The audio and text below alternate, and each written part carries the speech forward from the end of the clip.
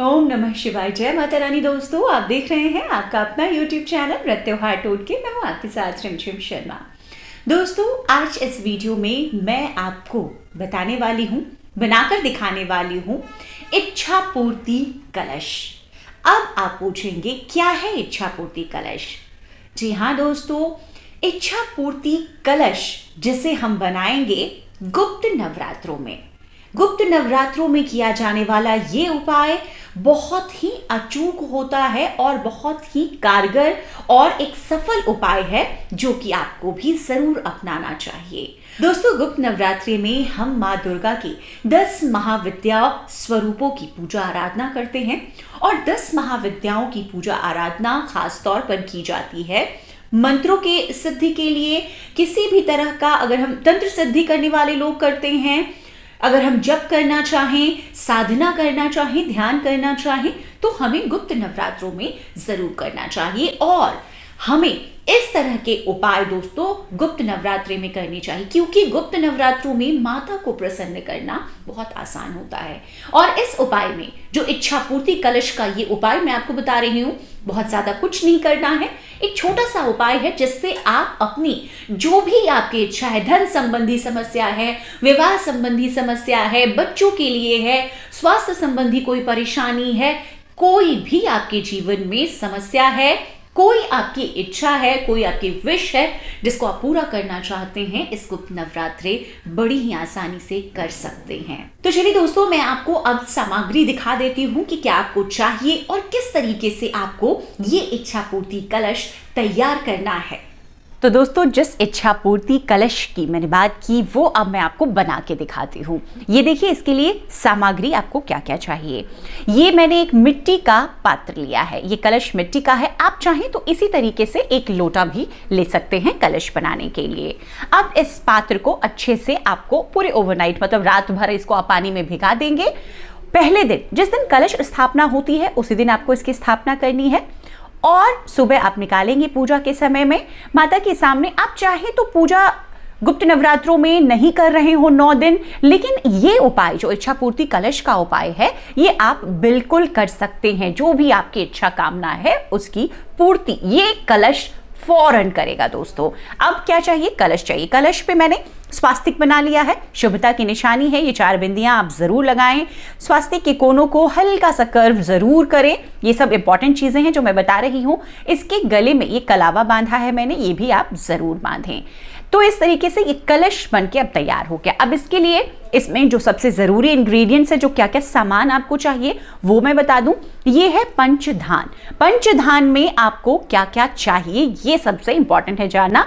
ये इसमें चावल है, गेहूं है, काला तिल है, मूंग की ये साबुत मूंग है और साबुत उड़द।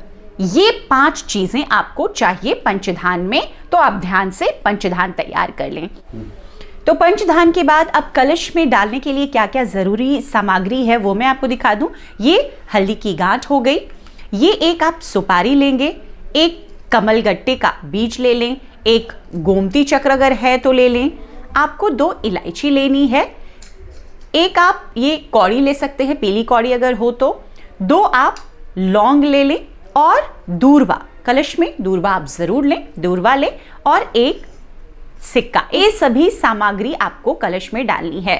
आपके लिए मैं डिस्क्रिप्शन बॉक्स में लिख भी दूंगी कि क्या क्या चीजें इसमें आपको डालनी है। अगर कुछ ना हो तो एक आप हल्दी की गांठ, कसेली, दूर्वा, सिक्का, लौंग, इलायची ये आसानी से मिल जाता है। आप चाहें तो कौड़ी, कमलगट्टे की बीज और गोमती चक्र स्किप भी कर सकती हैं, कोई दिक्कत नहीं है। तो ये सामग्री मेरे पास उपलब्ध थी इसलिए मैं आपको बता रही हूं, आपको डालना है।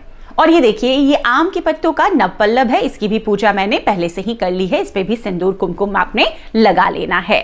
अब क्या चाहिए? एक दीपक। आप चाहिए पीतल का ले सकते हैं, ये आप मिट्टी का भी ले सकते हैं। इसको भी आपको रात भर इसकी तरह इसके साथ ही कलश के साथ भिगाकर रखना है। ये दीपक आप बड़ा थोड़ा लें। देखिए, यहाँ पर मैंने आपको छोटा दिखाया लेकिन आप बड़ा लें, क्योंकि ये जो कलश पे ये दीपक है ये आपको अखंड ज्योत की तरह पूरे 9 दिन तक जलाना है। तो इसको आपको बड़ा दीपक लेना है और इसकी बाती भी आपको 1 हाथ की बाती लेनी चाहिए। इस कलश में पहले से मैंने ये गंगा जल रखा हुआ है। अब इसमें आप साधारण और जल मिला दें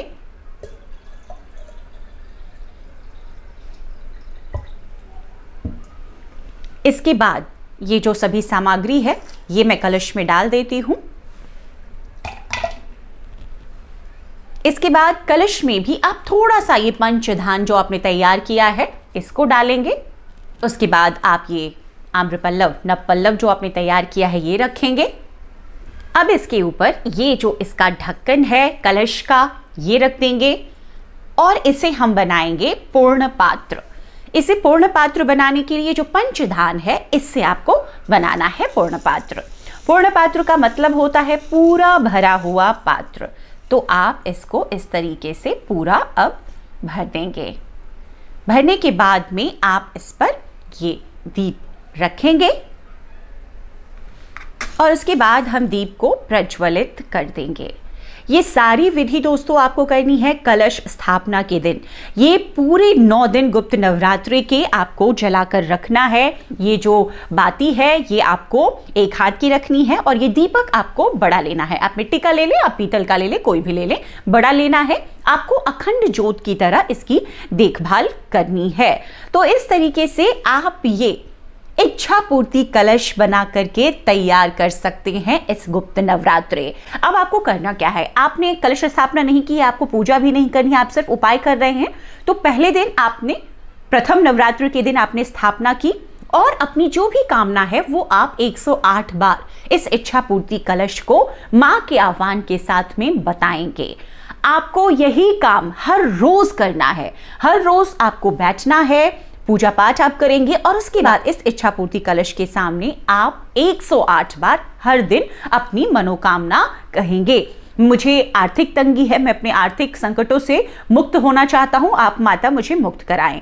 आप पढ़ना चाहते हैं, नौकरी पाना चाहते हैं, शादी विवाह में परेशानी है, किसी भी तरह संतान सुख की इच्छा है, दाम्पत्य जीवन खुशहाल करना चाहते हैं, किसी भी इच्छा को आप इस इच्छा पूर्ति कलश से इस गुप्त नवरात्रि पूर्ण करवा सकते हैं। तो आप भी जरूर बनाएं और अपनी जो भी कामना है वो पूर्ण करें। अब दोस्तों एक और महत्वपूर्ण जानकारी, आपने जिस दिन ये इच्छा पूर्ति कलश स्थापित की है पूजा स्थल पे आपको ये स्थापित करना है। ये दीपक जो है इसका मुख है, आपको ये आप भगवान की तरफ ना रखकर सामने की तरफ रखेंगे।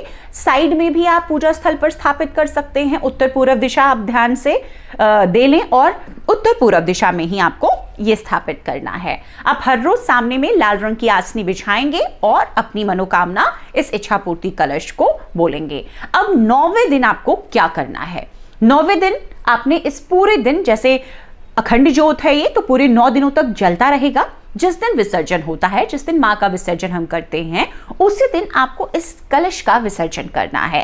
अब विसर्जन में क्या करना है, इसके अंदर की जो भी चीजें आपने रखी है उन चीजों को, जैसे कि आपने कौड़ी रखी, आपने गोमती चक्र रखा, आपने इसमें कमलगट्टे की बीज रखी है, जो ऐसी चीजें हैं जिसको आपको रखना है उसे आप एक लाल कपड़े में बांध करके सुरक्षित जगह पे, आप पूजा स्थल पे भी रख सकते हैं और अपनी तिजोरी में भी रख सकते हैं, अपने पर्स में भी रख सकते हैं।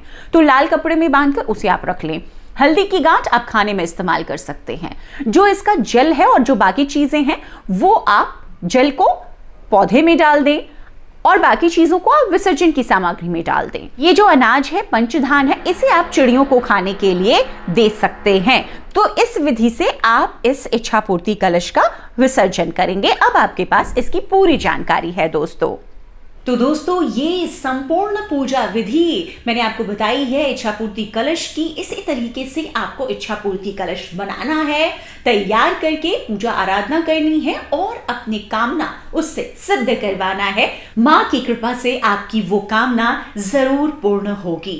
उम्मीद करती हूँ वीडियो आपको पसंद आया होगा। वीडियो पसंद आए तो जरूर लाइक कीजिए, ज्यादा से ज्यादा लोगों तक शेयर कीजिए। दोस्तों मैं एक बार फिर से बोलूंगी, इस तरह के उपाय आप पूरे विश्वास के साथ करते हैं, यकीन मानिए वो पूरे होते हैं। वीडियो अंत तक देखने के लिए आप सभी का बहुत बहुत शुक्रिया।